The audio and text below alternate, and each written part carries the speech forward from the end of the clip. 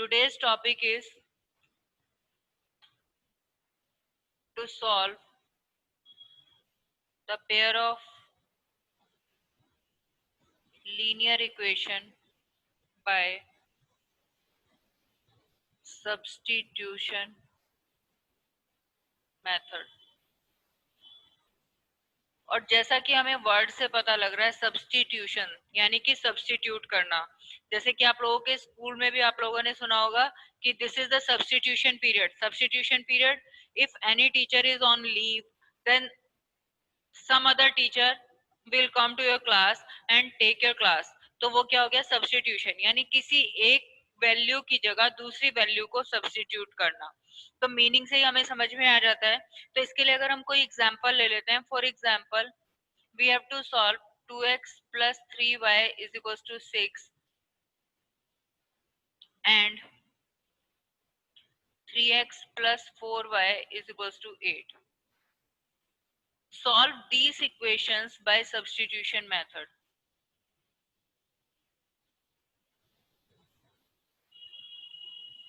और सॉल्विंग का मतलब क्या है? सबसे पहले कि हम सॉल्व क्यों कर रहे हैं. अगर हम इन दोनों इक्वेशंस का ग्राफ प्लॉट करते हैं तो ये दोनों इक्वेशंस किसी एक पर्टिकुलर पॉइंट पर इंटरसेक्ट करती हैं and this is the common solution of these two equations.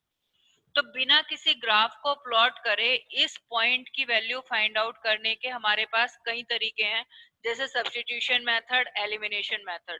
तो हम सब्स्टिट्यूशन मेथड से बिना किसी ग्राफ को प्लॉट करे ये पॉइंट हम कैसे फाइंड आउट करेंगे, this is we have to learn about.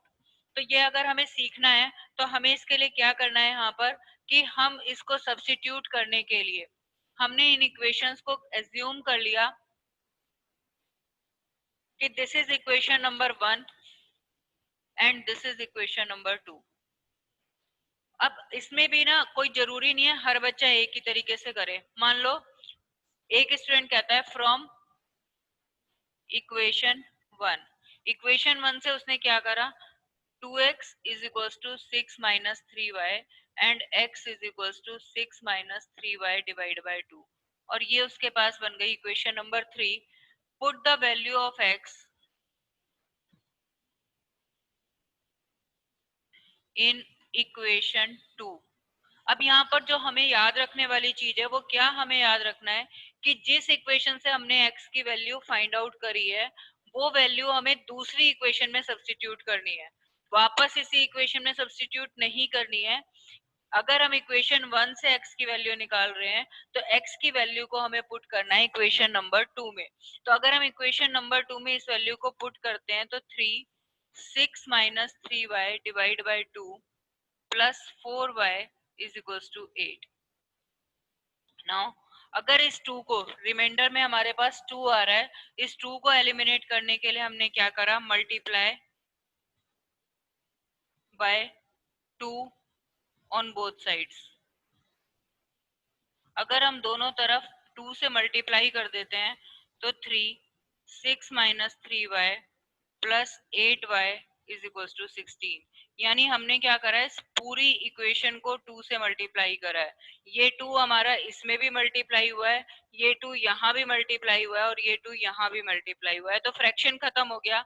अब हमने इसको सॉल्व किया, 3 6 या 18 minus 9y plus 8y is equal to 16. 18 minus y is equal to 16. इस 16 को इधर ले आ गए तो 18 minus 16 is equal to y. It implies y is equal to 2. अब जब y की वैल्यू आ गई तो put this value in equation 3. Put the value of y in equation 3. अब अगर इक्वेशन 3 में हम इस y की वैल्यू सब्स्टिट्यूट करते हैं तो x is equal to 6 minus 3 into 2 divide by 2. 6 minus 6 divide by 2 is equal to 0. तो हमारे पास इस इक्वेशंस का इन दोनों का सॉल्यूशन क्या आ गया, solution is 0, 2. This is the common point where the lines are intersecting each other. लेकिन जरूरी नहीं है कि आप x की ही वैल्यू निकालें, इसको दूसरे तरीके से भी कर सकते हैं. कोई और दूसरा बच्चा जब इस क्वेश्चन को कर रहा है तो उसने क्या करा, उसने इक्वेशन 1 से,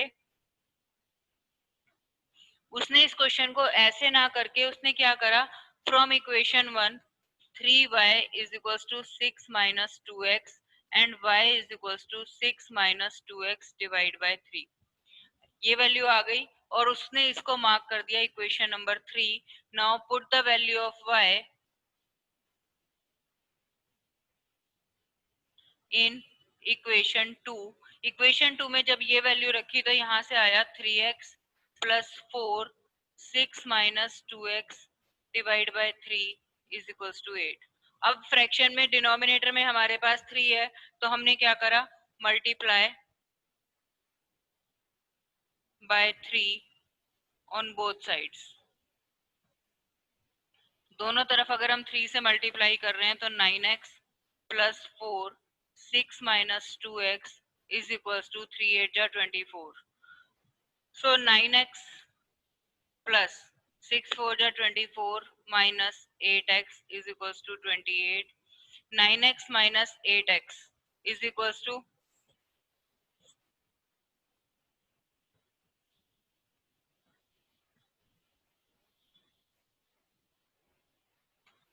x is equals to 28 minus 24 is equals to 4.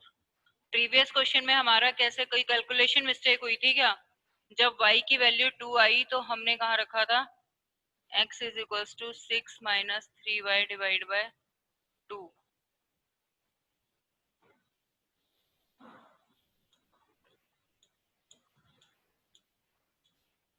6 minus 2x upon 3,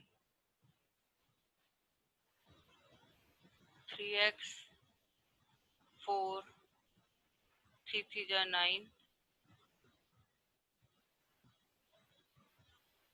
24 3 8 24.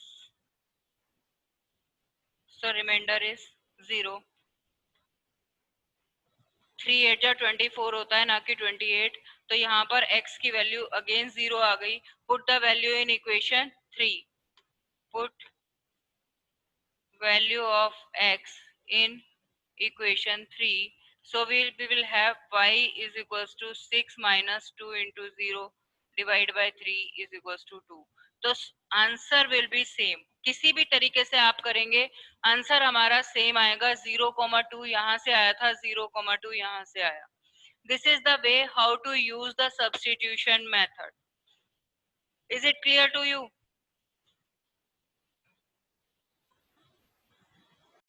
Let us see one more example for substitution method. One more example for substitution method. If we have the equation solve x upon 2 plus y is equals to 6, 2x plus y upon 3 is equals to 12. अब आपको ये equation solve करनी है. तो अब इस equation में आपको फ्रैक्शन में वैल्यू दिख रही है. ये इक्वेशन नंबर 1 है, ये इक्वेशन नंबर 2 है. सबसे पहला पार्ट क्या होता है कि फ्रैक्शन को खत्म करना. Multiply by 2 in equation, multiply by 2 in equation 1. अगर इक्वेशन 1 को हम 2 से मल्टीप्लाई करते हैं तो 2 से मल्टीप्लाई करेंगे 2 इंटू दिस यानी कि x, 2 into y 2y, 2 into 6 12. This is the equation number 3. Now multiply by 3 in equation 2. Equation 2 में फ्रैक्शन में 3 था तो हम 3 से मल्टीप्लाई कर रहे हैं. तो यानी इक्वेशन क्या हो गई हमारे पास, 3 into 2x 6x, 3 into this y, 3 से इसको मल्टीप्लाई किया 36. अब ये इक्वेशंस आ गई. एक इक्वेशन ये है और एक इक्वेशन ये है. मान लो मैं इससे कैलकुलेट करती हूँ. Now from equation 4 y is equals to 36 minus 3x और इसको मैंने नाम दे दिया equation number 5. Put the value of y value of y in equation number 3। 4 को सॉल्व करके मैंने y की वैल्यू निकाली थी, तो ये वैल्यू मैं पुट कर रही हूँ इक्वेशन नंबर 3 में। तो यहाँ वैल्यू पुट करूंगी तो क्या आएगा, x plus 2 36 minus 3x is equals to 12। It is x plus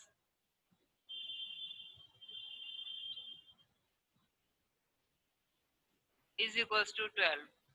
72 minus 5x is equals to 12। 12 को हम इस साइड ले आते हैं, 5x को इधर ले जाते हैं। 72 minus 12 is equals to 5x, or we can say 60 upon 5 is equals to x. It implies x is equals to 12. x की वैल्यू हमारे पास 12 आ गई। Put this value in equation number 5. Put value of x in equation 5, क्योंकि equation 5 ये थी हमारे पास। इसमें अगर हम y x की वैल्यू सब्स्टिट्यूट करते हैं तो y is equals to 36 minus 3 into 12। 36 minus 36 it is 0। So solution क्या हो गया हमारे पास, solution is 12,0, and that is the answer. This is the way how to use substitution method. Substitution method को solve करने का ये तरीका होता है हमारे पास।